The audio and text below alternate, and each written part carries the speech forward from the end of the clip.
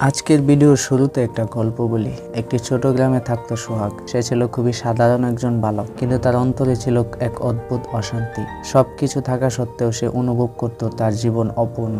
একদিন সে গ্রামের এক বৃদ্ধ হুজুরের কাছে গিয়ে জিজ্ঞেস করলো, হুজুর, আমি কিভাবে নিজের জীবনকে উন্নত করতে পারি? হুজুর হেসে বললেন, আগামীকাল সূর্যোদয়ের সময় নদীর ধারে এসো। পরদিন ভোরে সোহাগ নদীর ধারে গেল।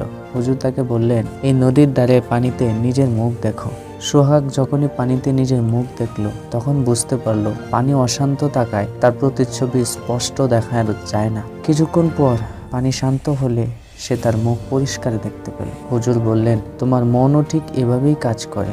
যদি তা ক্রোধ, লোভ ও হতাশায় অস্থির থাকে, তবে তুমি নিজের প্রকৃত স্বরূপ দেখতে পাবে না। কিন্তু যদি তুমি ধৈর্য, ভালোবাসা ও আত্মচিন্তায় মনকে স্থির করো, তবে তুমি নিজের প্রকৃত সম্ভাবনাকে উপলব্ধি করতে পারবে। সোহাগের মনে যেন আলোর ঝলক লাগলো। সে বুঝতে পারলো, নিজের আত্মার উন্নতি করতে হলে বাহ্যিক সাফল্যের পেছনে ছোটার আগে নিজের মনের গভীরে শান্তি খুঁজতে হবে। সেই দিন থেকেই সোহাগ ধীরে ধীরে লোভ, ক্রোধ ও অহংকার ত্যাগ করে ধৈর্য, নম্রতা ও ইতিবাচকতার মাধ্যমে নিজের জীবনকে পরিবর্তন করতে শুরু করে।